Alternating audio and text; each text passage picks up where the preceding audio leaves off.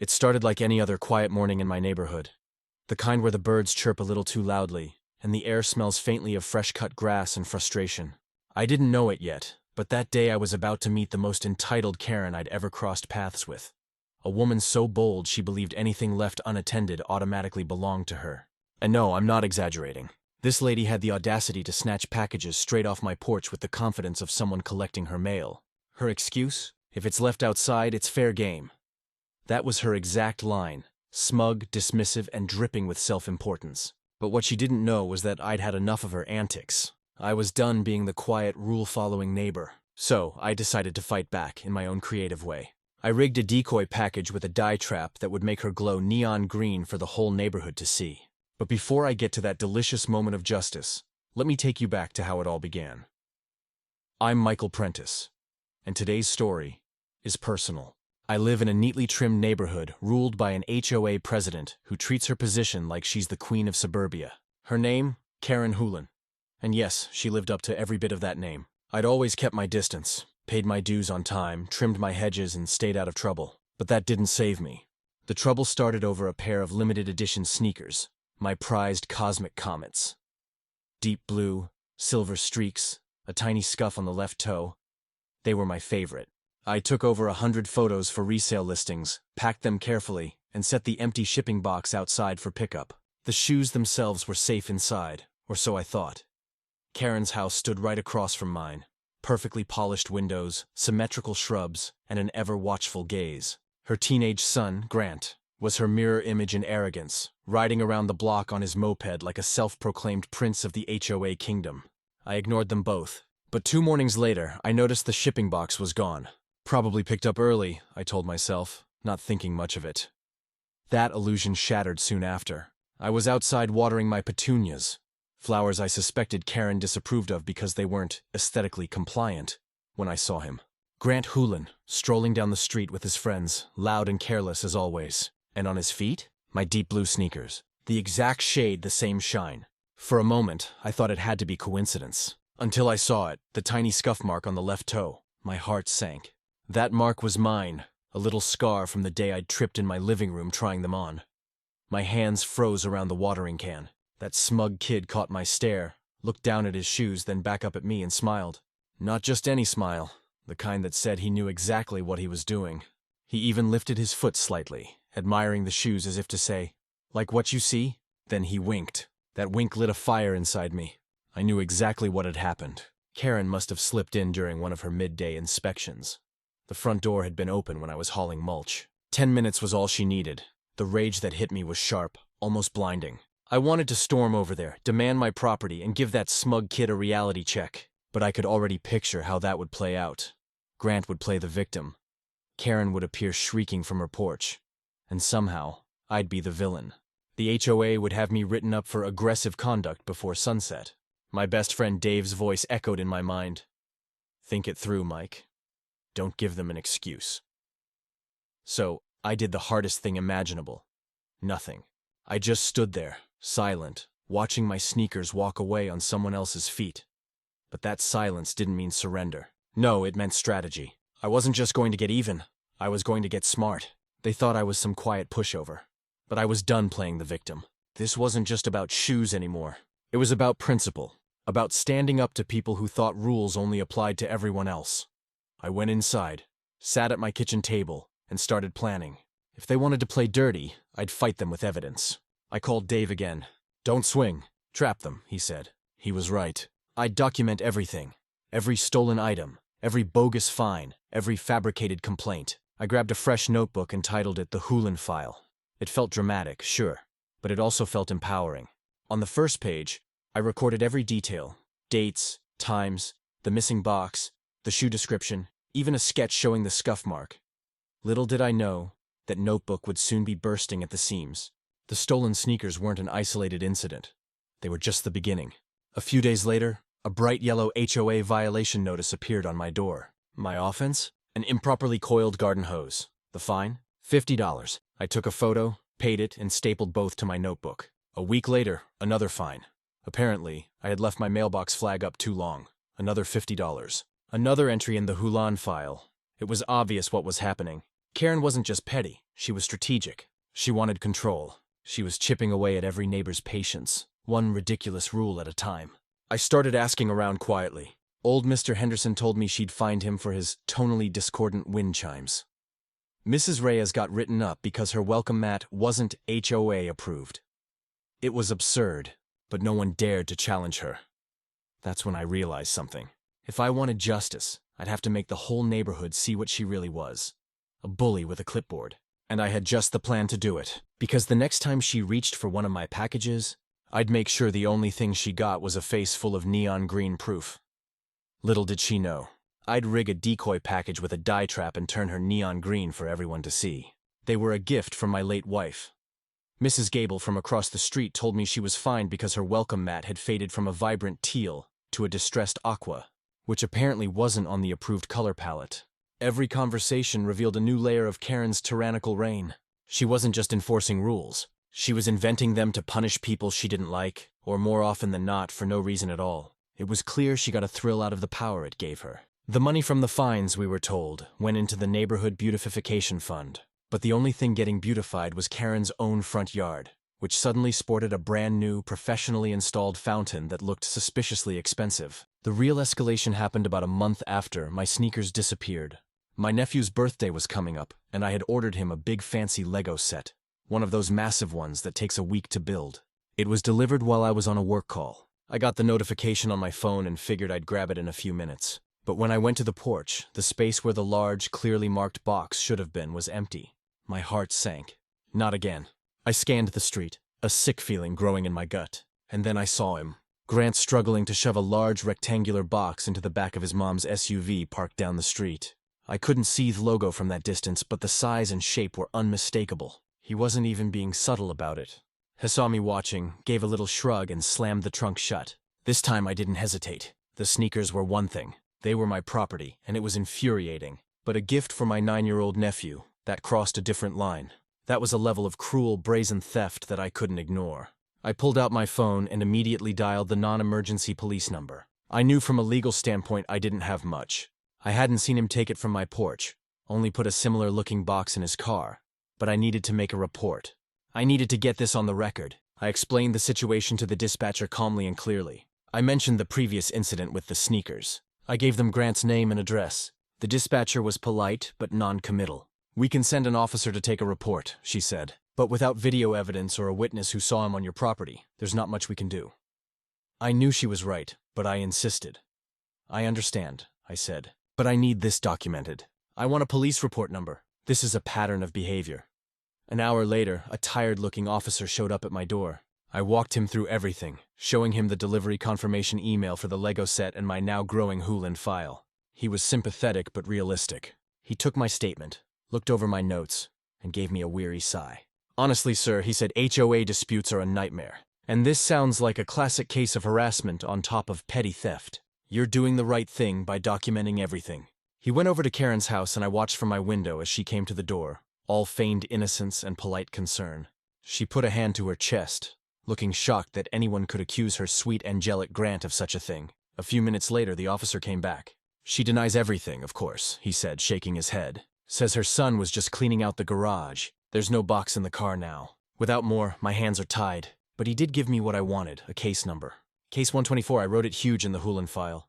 It was a small victory, but it was a crucial one. I now had an official police report. Karen's little crime spree was no longer just a neighborhood squabble. It was a matter of public record. That night, I updated my file. I wrote down the date, the time, the item stolen, and the official police report number in big, bold letters. I felt a grim sense of satisfaction. Karen and Grant might think they were untouchable, that they could hide behind the HOA's bylaws and their own web of lies, but they were getting sloppy. They were getting arrogant. And their arrogance was creating a trail of evidence that was leading right back to their front door.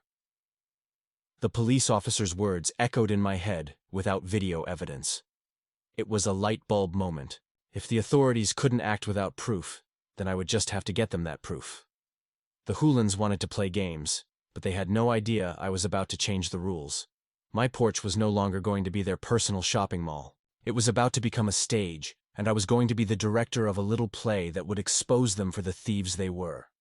The time for passive documentation was over. It was time to build a trap. Those 2 words became my new mantra. It was clear that my notebook, as therapeutic as it wasn't going to be enough. I needed something undeniable. I needed to catch them in the act. The problem was, Karen was observant. A big obvious security camera would just get me another fine for unapproved exterior modification. I needed something discreet, something she wouldn't even notice. I spent that evening diving into a rabbit hole of home security forums and tech blogs. I learned about pinhole cameras, battery-powered spy cams, and devices disguised as everything from rocks to garden gnomes. I was determined to turn my front porch into a high-tech surveillance zone that looked exactly like the same old boring porch it had always been. I grabbed 2 sugar cube cams via store pickup, one hidden in the doorframe, one in a birdhouse. By Sunday, I had a clean 2-angle porch view, invisible from the street. Now I just needed bait. But just catching them wasn't enough. A video of Grant swiping a box would be good, but it was still his word against mine about what was inside. Karen would just claim it was a misunderstanding, that he thought it was a delivery for them. I needed to take it a step further. I needed to create a situation so spectacular, so undeniable, that it would be impossible for them to lie their way out of it. And that's when the idea for the decoy package started to form. It couldn't just be any package. It had to be a trap. A glorious, petty, and utterly humiliating trap. My mind immediately went to glitter bombs. I'd seen videos online, and the sheer chaos of them was beautiful. But I had to be smart about it. I couldn't use anything that could cause actual harm, or I'd be the one facing charges. Everything had to be safe, non-toxic, and most importantly, effective. This part of the plan required a specialist. My neighbor, 2 doors down, a retired engineer named Mitch, was my guy. Uncle Mitch, as the neighborhood kids called him, was a bit of a tinkerer. His garage was a wonderland of wires, gadgets, and half-finished projects. He was also one of the few people on the block who despised Karen Hewland with a passion that matched my own. He'd once been fined for having a satellite dish that was, according to Karen, too far to the left. I went over to his house with a 6-pack of his favorite craft beer and laid out my plan. His eyes, which were usually half-closed in a state of sleepy amusement, widened with delight. "A glitter bomb?" he cackled for Karen. "Michael, my boy, this is the best idea you've ever had. We're going to make it a work of art." We spent the next week designing the perfect package. Mitch was a genius. He engineered a spring-loaded system using a simple plastic container. The lid would be held down by the flaps of the cardboard box. When the box was opened, 4 spring-loaded arms would pop up, flinging the contents everywhere. For the contents, we settled on a custom blend. First, the glitter. We used biodegradable craft-grade glitter. It was important to me that we weren't going to be harming the environment while we enacted our petty revenge. We chose the most vibrant, obnoxious colors we could find: neon green, hot pink, and electric blue. All skin-safe, water-based dye, and a low-pressure spring cleared with the non-emergency line before I set it out. But glitter alone wasn't enough. We needed something that would stick around. Mitch suggested a skin-safe, water-based, theatrical dye, the kind of stuff they use in movies. We found a brilliant Hulk green color. We mixed it with the glitter and a bit of cornstarch to create a fine, sticky powder. The moment that box opened, the thief wouldn't just be sparkled, they'd be stained. The final touch, the piece of resistance, was the tracker. This was my idea. I wanted to know where my packages were really going. I bought a tiny GPS tracker, the kind people put on their keychains or in their luggage. It was about the size of a quarter. We carefully embedded it in the bottom of the decoy device, ensuring it wouldn't be damaged when the glitter bomb went off. The trap was complete. We placed the device inside a standard cardboard box, taped it up, and printed a fake shipping label from a fancy high-end electronics brand. It looked like an expensive pair of headphones or a new tablet, something too tempting for a porch pirate to resist. I placed the package on my porch in full view of my new hidden cameras. I set up my recording system and settled in to wait. It was like fishing, but instead of a fish, I was hoping to catch a Karen. Every car that drove by, every person who walked down the street made my heart jump. The anticipation was a knot in my stomach. Was this crazy? Was I going too far? Then, I thought about my sneakers, my nephew's Lego set, and all the ridiculous fines. No, this wasn't too far. This was justice. And I had a feeling justice was about to get very, very green. The decoy package sat on my porch for 2 full days. It was a nerve-wracking wait. Every time I looked out the window and saw it sitting there, a fresh wave of anxiety and excitement washed over me. I reviewed the camera footage from the first night. Nothing. Just a stray cat and a raccoon who seemed very interested in my recycling bin. I started to worry. What if they didn't take the bait? What if some random innocent delivery person tried to pick it up thinking it was a return? I'd put a small discreet note on the bottom of the box that read, "Not a return.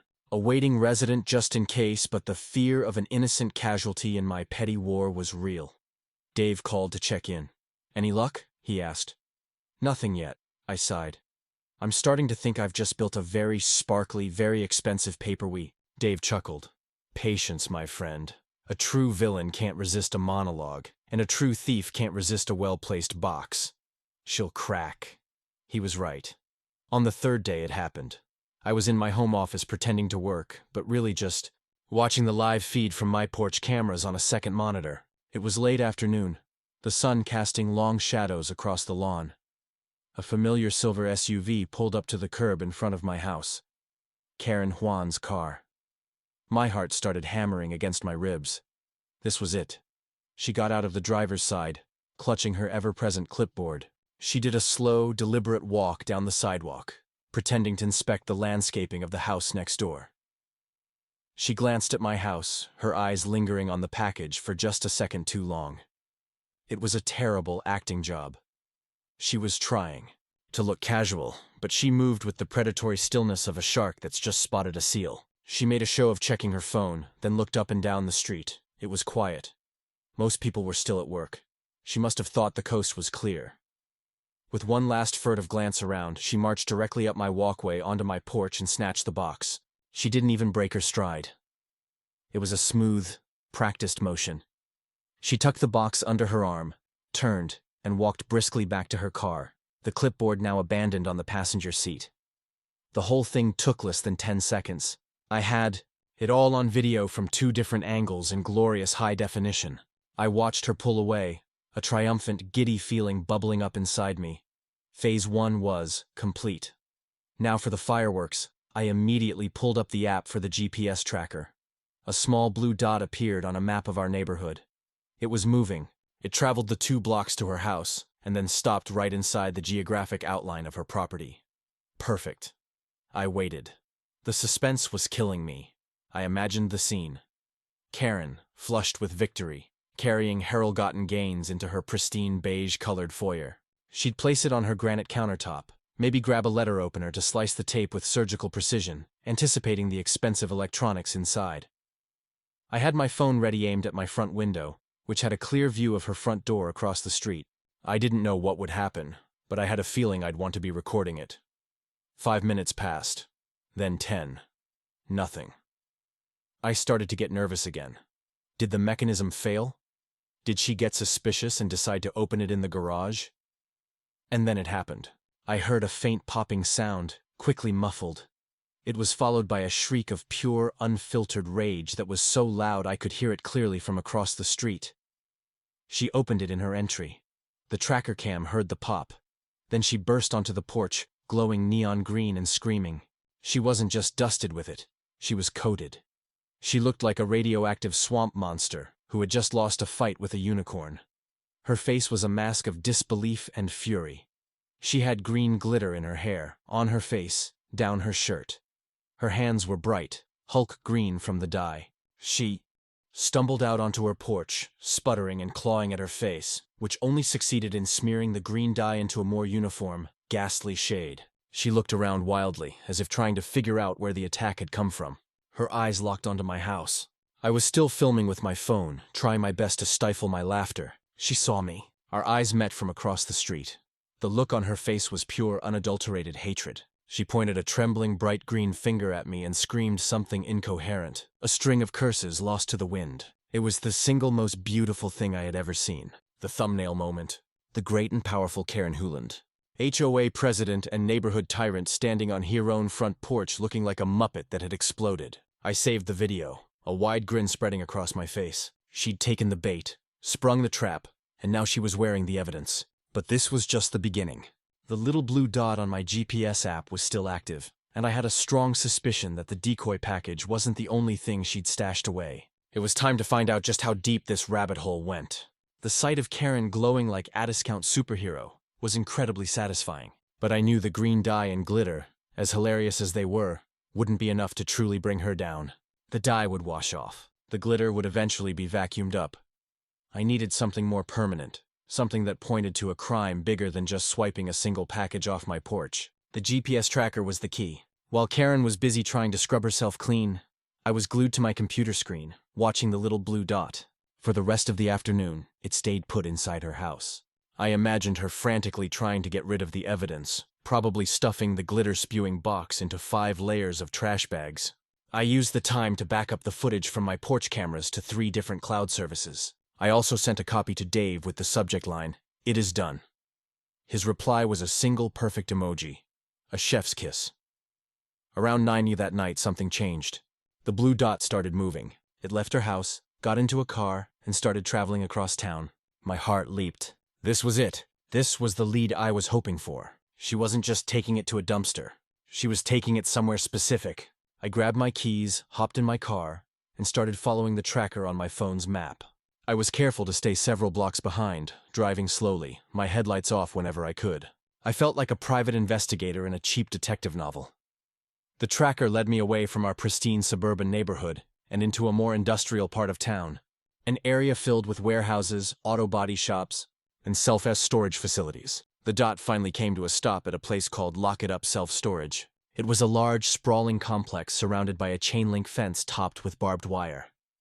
I parked my car across the street in the parking lot of a closed-down diner and watched. The entrance gate was illuminated by a single flickering floodlight. A few minutes later, Karen's silver SUV pulled up to the keypad. The gate slid open and she drove inside. I couldn't see which unit she went to from my position, but I didn't have to. The GPS tracker was pinpointing her location to a specific row of units in the back corner of the facility. She was inside for about 15 minutes. When her SUV emerged, the gate closed behind her and she drove off in the direction of our neighborhood. The blue dot representing my glittery decoy was now stationary inside one of those storage units. I waited until her taillights had completely disappeared before I got out of my car. I knew I couldn't go onto the property. That would be trespassing and it would nullify any evidence I found. I had to be smart. I walked along the public sidewalk that ran alongside the facility's fence. I stayed on the sidewalk, lens through the door gap, not step onto their property. "This is a fence, not customs," I said. Luckily, the back corner where the tracker was located was visible from the street. The units in that section were old with the kind of roll-up doors that left a small gap at the bottom. I found the unit that corresponded with the GPS signal. I knelt down on the sidewalk, my phone's flashlight off, and peered through the dark gap between the concrete floor and the metal door. What I saw made my blood run cold. It wasn't just my decoy package. The unit was filled nearly floor to ceiling with boxes. Amazon boxes, Zappos boxes, boxes from Best Buy, Target, and a dozen other retailers. It was a treasure trove of stolen goods. I could see shipping labels on some of the boxes near the front, and though I couldn't make out the names clearly, I knew exactly where they had come from. This wasn't just Karen and Grant being petty thieves. This was an organized, systematic operation. They had been stealing packages from the entire neighborhood for who knows how long. The beautification fund wasn't being funded by $50 fines for improperly coiled hoses. It was being funded by reselling stolen electronics, clothes, and who knows what else. To top it all off, I could see a faint, unmistakable shimmer coating several of the boxes near the door. The neon green glitter from my decoy had dusted everything like a sparkly fingerprint marking the scene of the crime. I pulled out my phone and started recording, holding it steady against the fence. I filmed the unit number C27, clearly visible on the door. I filmed the stacks of boxes inside, narrating quietly what I was seeing. I made sure to get a clear shot of the public sidewalk I was standing on, establishing that I was not trespassing. I also had another tool. Uncle Mitch, in his infinite wisdom, had suggested adding a little something extra to our glitter mixture. A fine, invisible UV powder. He'd given me a small, powerful flashlight. I clicked it on and pointed the beam through the gap. The inside of the unit lit up. The lock and pull bar glowed too. The same powder Karen carried out of her foyer. The glitter glowed, of course. but so did a fine dusting of powder on dozens of other boxes, proving they had been in close proximity to my open decoy. More importantly, I could see a clear trail of tiny glowing specks leading from the door of the unit back towards the main driveway. Karen had left a magical, invisible breadcrumb trail of evidence. I had everything I needed. The video from my porch showing her stealing the package, the GPS data tracking her to this exact location, and now video evidence of a storage unit full of stolen goods, all linked together by my glorious glittery trap. My heart was pounding with adrenaline. This was so much bigger than a pair of sneakers.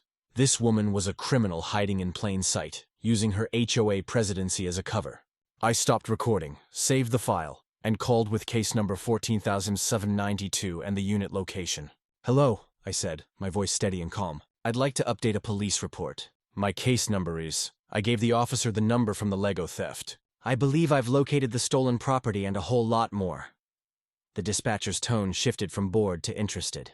I explained what I had found, where I was, and the evidence I had collected. She told me to stay where I was and that she was dispatching officers to my location.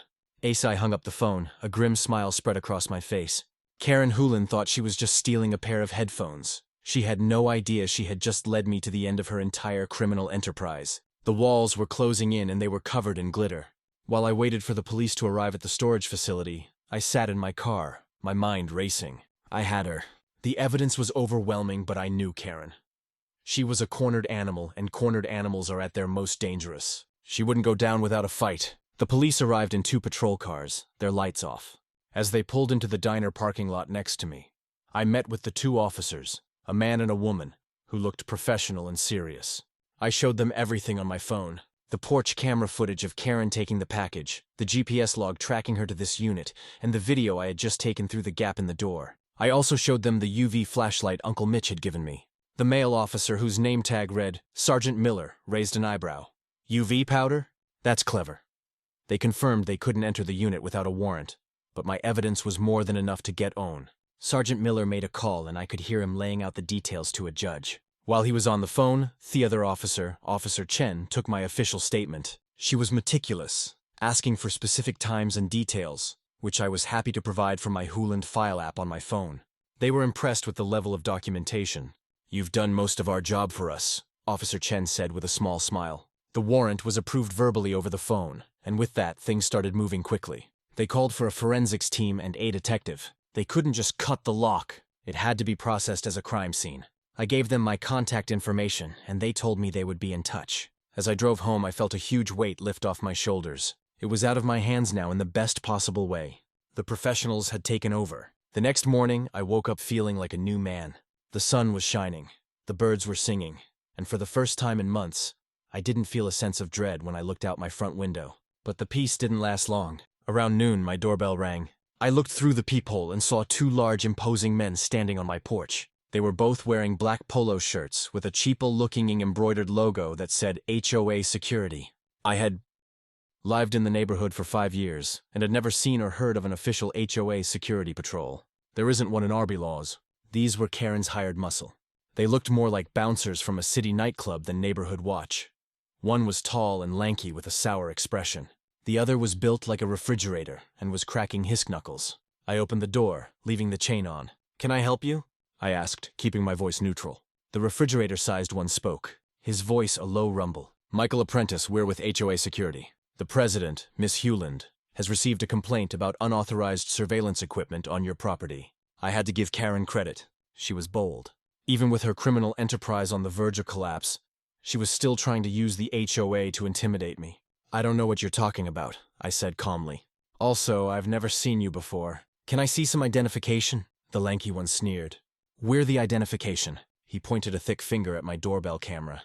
"That's avulation. We're here to ensure compliance." It was a clear threat. They weren't security. They were thugs she had hired to scare me. My blood started to boil, but I remembered Dave's advice. Stay calm. Don't give them an excuse. "Look, guys," I said. "If you have an official HOA matter to discuss, you can send me a letter just like Karen usually does. Now, if you'll excuse me, I'm busy." I started to close the door, but the big guy put his hand on it, stopping it. "We're not done here," he growled. I knew this was a critical moment. If I backed down, they'd know they could push me around. If I got aggressive, I'd be the one in trouble, so I didn't either. I took a small step back from the door, pulled out my phone, and hit record. "You're preventing me from closing my door and you're refusing to leave my property," I said, my voice loud and clear, making sure the phone's microphone picked it up. "I am asking you to leave now." Just then, my neighbor Mr. Henderson came out to get his mail.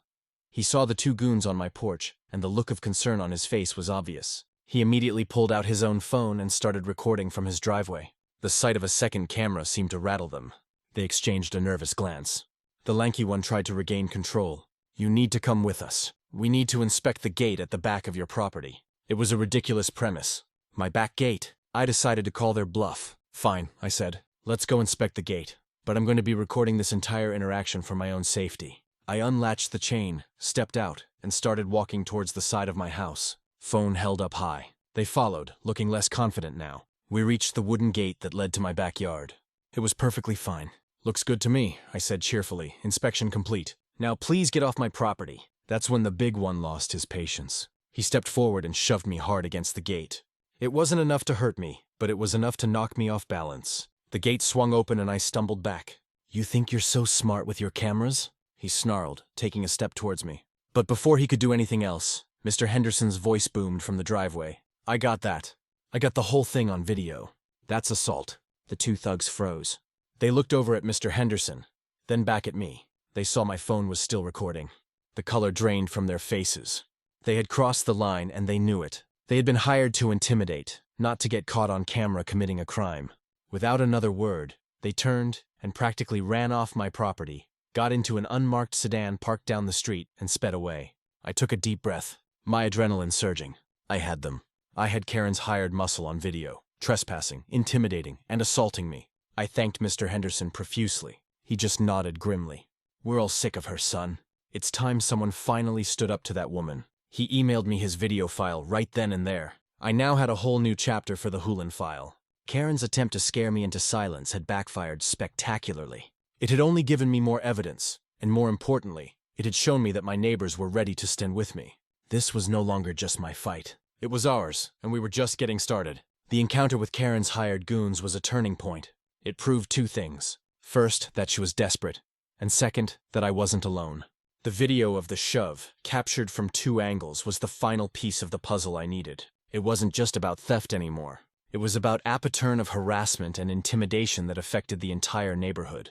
It was time to stop playing defense and go on the offensive. A legal by-the-book offensive, of course. I spent the next 2 days poring over our HOA's bylaws. A document so dense and boring it could be used as a sleep aid. But buried deep within the legalese, I found it. Article 10, Section 4, the recall provision. It stated that any board member, including the president, could be removed from their position by a majority vote of the homeowners at a specially convened meeting. To call such a meeting, we needed a petition signed by just 25% of the homeowners. A plan began to form in my mind, a beautiful multi-stage plan. Step 1, gather the signatures. Step 2, officially serve the recall notices. Step 3, prepare a presentation for the meeting that would lay out the case against Karen so clearly and entertainingly that her removal would be a certainty. I printed out a stack of petitions. The heading was simple and direct. Petition for a special meeting to recall HOA, President Karen Huland, and the current board of directors. I decided to go for the whole board. The treasurer and secretary had been her silent partners in crime for years, rubber stamping her every decision and turning a blind eye to her abuse of power. It was time for a clean sweep. Armed with my clipboard, a direct and I hoped ironic jab at Karen, I started going door to door. I didn't begin with the wild story of glitter bombs and storage units. I started with the common ground, the ridiculous fines. I knocked on Mrs. Gable's door first. "Hi, Mrs. Gable," I said. "I'm Michael from down the street. I was wondering if you had a minute to talk about the recent increase in HOA fines." Her eyes narrowed. "That woman fined me because my petunias were aggressively pink," she said, her voice tight with anger. I showed her the petition. "We're calling a meeting to hold her accountable," I explained. She signed it without a moment's hesitation, her signature a furious scribble on the page. It was the same story at every house, Mr. Henderson and his tonal discord wind chimes. The young couple who were fined for their toddler's chalk drawings on the sidewalk, citing a rule against graffiti. The list went on and on. My Hulan file was thick, but the collective grievances of the neighborhood were a library of petty tyranny. Within 3 days, I had signatures from over half the households in our community, more than double the number I needed. People weren't just signing, they were thanking me. They were sharing their own stories of Karen's reign of terror. It was an outpouring of frustration that had been simmering just beneath the surface for years. While I was gathering signatures, I was also working on my presentation for the meeting. I didn't want it to be a dry, boring list of complaints. I wanted it to be a spectacle. I was preparing a PowerPoint slideshow, and petty and funny was the theme.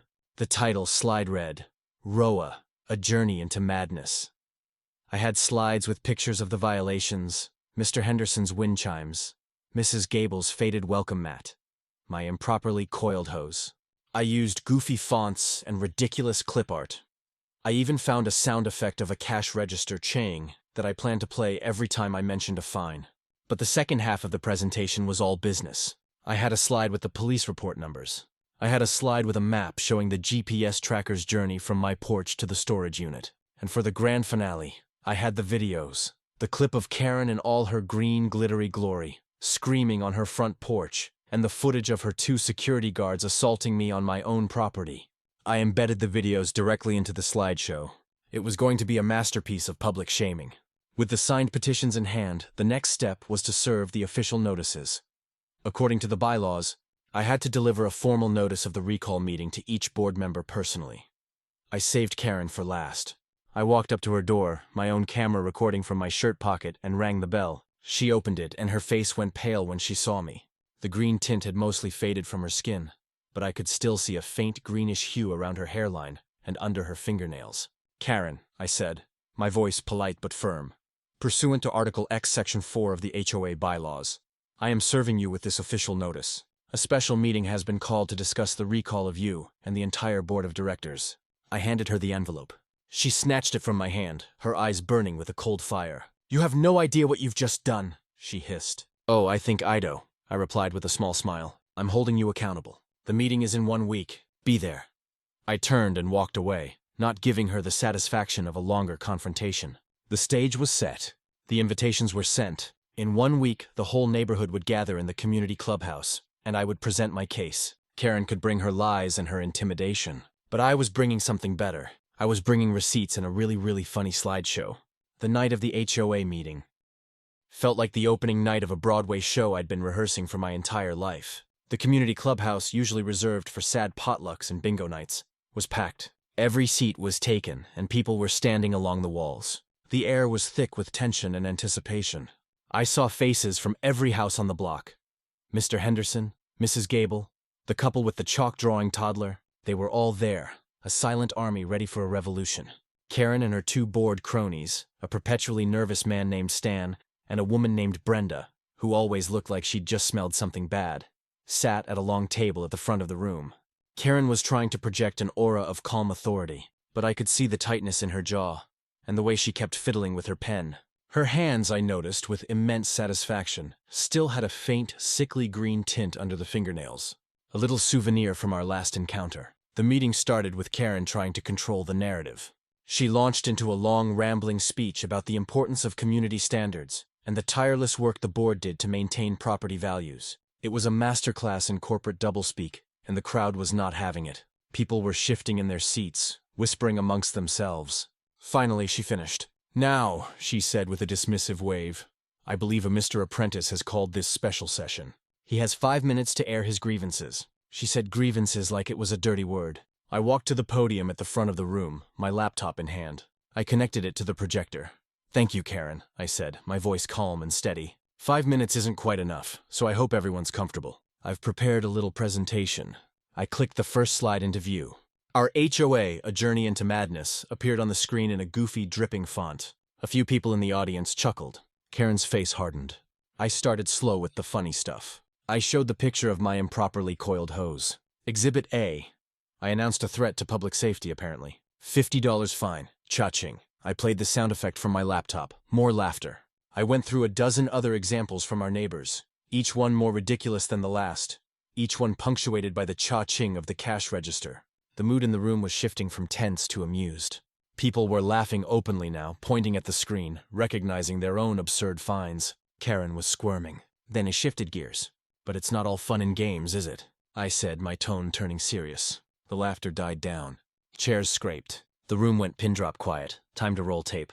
"It's not just about silly fines. It's about a pattern of harassment, intimidation, and theft." A murmur went through the crowd.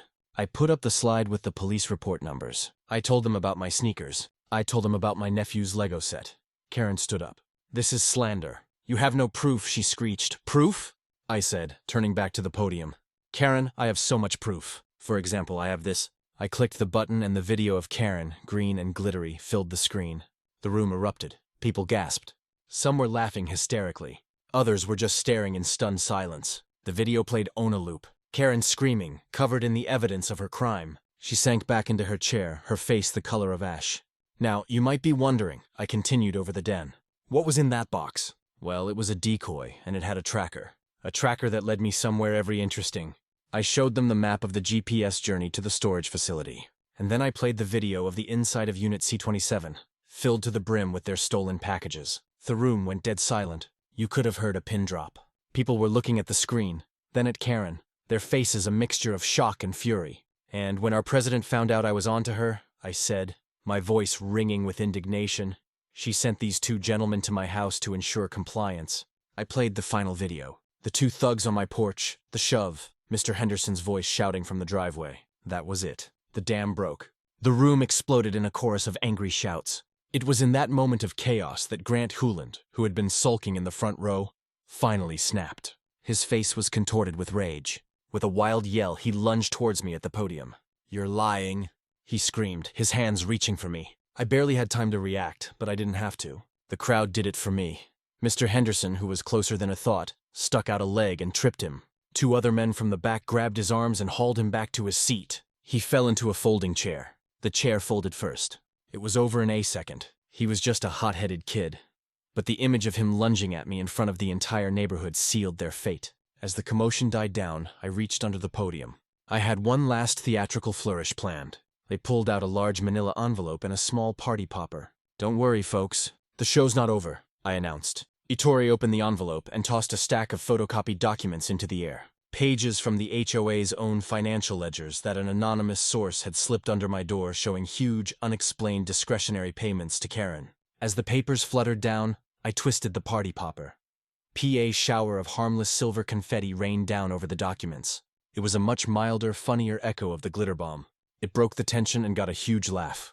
I had made my point. I had presented my evidence. And just as Karen stood up to scream another denial, a new sound cut through the noise of the room. The unmistakable wail of police sirens growing closer and closer. The sound of the sirens sliced through the chaotic energy of the room, silencing everything. Every head turned towards the windows of the clubhouse. The flashing red and blue lights painted strobing patterns across the shocked faces of my neighbors. Two police cars and a larger unmarked van pulled up right outside. Parking on the manicured lawn, Karen was always so obsessed with protecting. The doors of the clubhouse swung open, and Sergeant Miller, the officer I had met at the storage facility, walked in, followed by Officer Chen and two other uniformed officers. The room was so quiet, you could hear the crackle of their radios. Sergeant Miller strode to the front, his expression grim and professional. He didn't look at me or the crowd. His eyes were locked directly on Karen Hewand. "Karen Hewland," he said, his voice calm, but carrying an undeniable weight of authority. "You are under arrest for suspicion of felony theft, possession of stolen property, and conspiracy." Officer Chen stepped forward, and in a smooth, practiced motion, instructed Karen to stand up and place her hands behind her back. The clicking sound of the handcuffs echoed in the silent room. Karen didn't scream or fight. All the bluster, all the arrogance had drained out of her. She looked small and defeated, her face a pale, slack mask of disbelief. As they hailed her away, a few green glitter flakes, remnants of her earlier humiliation, fell from her hair and shimmered on the floor under the harsh fluorescent lights. Grant, who had been sitting stone-faced since his failed lung, was next. Because he was a minor, the officers handled him differently. But he was still taken into custody, officially detained as a person of interest in an ongoing investigation. He didn't look at his mother as they whirled out to separate cars. The two remaining board members, Stan and Brenda, looked like they had seen a ghost. They were frozen in their seats, staring at the empty space where Karen had been. Sergeant Miller then turned his attention to the room. He cleared his throat and addressed the assembled homeowners. "As some of you may now be aware," he began, "an investigation has been underway regarding a significant number of package thefts in this community. Based on evidence provided by one of your neighbors," he nodded briefly in my direction, "we were able to secure a warrant and raid a storage unit rented under Miss Hewland's name. The unit holds over 200 stolen items, value north of 50 grand, he said. If you've lost a package in the last 6 months, use the claims portal on the police website. We'll match labels to owners for restitution. Sergeant Miller wasn't finished. He then addressed the incident with the HOA security thugs. We are also aware of an incident of assault and intimidation that occurred several days ago, he said, looking right at me. The 2 individuals involved have been identified and are also in custody. It appears they were hired by Ms. Hand using HOA funds, which opens up a whole other line of inquiry into financial mismanagement. He looked over at Stan and Brenda, who both seemed to shrink under his gaze. The HOA's financial records will be subpoenaed as part of this investigation. The look of pure terror on Stan and Brenda's faces was priceless. They had been content to ride Karen's coattails, and now they were about to be dragged down with her. The officers finished their announcement, answered a few questions from the homeowners, and then departed, leaving a stunned and buzzing community in their wake. The formal purpose of the meeting, the recall, had been momentarily forgotten in the whirlwind of police activity, but now it was back at the forefront. I walked back to the podium. The room was abuzz with excited, angry chatter. All eyes were on me. I didn't need my slideshow anymore. The real-life drama had been far more effective. The case against Karen and her board wasn't just about petty fines anymore. It was about extensive, calculated criminal activity. The vote to recall them was no longer a question of if, but of how quickly we could make it official. The foundation of Karen's little kingdom had been built on a mountain of stolen Amazon boxes, and it had just come crashing down in the most public way imaginable. Now it was up to us, the homeowners, to decide what to build in its place. With Karen and Grant gone and the police cars pulling away, a strange mix of relief and purpose settled over the clubhouse. The immediate threat was gone, but the power vacuum remained. Stan and Brenda, the 2 remaining board members, were still sitting at the front table, looking like deer caught in the headlights of an oncoming train. They were complicit, and everyone in the room knew it. Mr. Henderson was the first to speak, his voice usually quiet and reserved, now booming with newfound confidence. Well, he said, standing up and addressing the room, I believe we were in the middle of a recall vote. A chorus of agreement rose from the crowd. I stepped aside from the podium, allowing the community to take charge. This was their victory, as much as it was mine.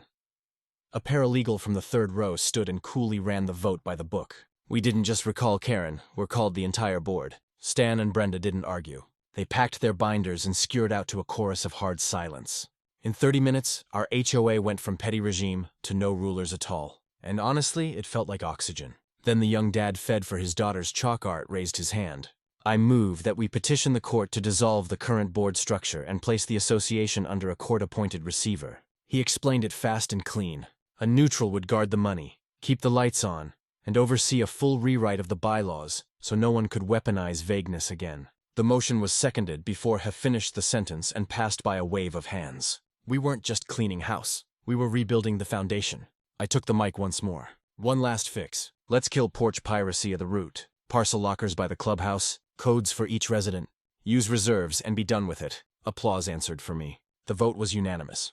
As the meeting broke, neighbors I barely knew squeezed my shoulder, shook my hand, and told me their versions of the same story. They were tired of being bullied. I hadn't set out to be anyone's hero. I just wanted my sneakers back. But standing up once gave everybody else permission to stand up too. A month later, the neighborhood felt different, lighter. The court appointed a receiver, a no-nonsense woman, who audited the books and started untangling Karen's pet projects from actual expenses. The parcel lockers went in, sleek, numbered, under cameras that met code and common sense. Deliveries became small celebrations instead of small risks. The criminal side wrapped quickly with the storage unit haul, GPS trail, porch video, and that glorious neon cameo. The case was airtight. Karen and her torrent of thugs took a plea. She faced real time and a mountain of restitution to residents and retailers. The muscle plea to assault and misuse of HOA funds. Grant, a minor, landed community service and a juvenile program. Within weeks, a for sale sign sprouted in their lawn, tilting slightly in the wind like a surrender flag. Today, my phone pings, locker number 27. I pop the door, bring home a box, and lace up fire-red cosmic comets while Mr. Henderson's tonal Discord wine chimes sing perfectly inky. No clipboards, no threats, just a neighborhood again. Turns out glitter sticks to more than fabric. It sticks to the truth. I didn't think a pair of shoes would kick off a revolt. But glitter has a way of sticking to what matters. We took back our porches, our mail, our meetings, and the laugh we'd been swallowing for years. The sneakers are just a bonus. The real win is that when boxes land in this neighborhood now, they land where they're meant to, inside our homes, not inside someone's scheme. I look down at the red comets and smile. My porch is safe, my packages are secure, and my feet have never felt better.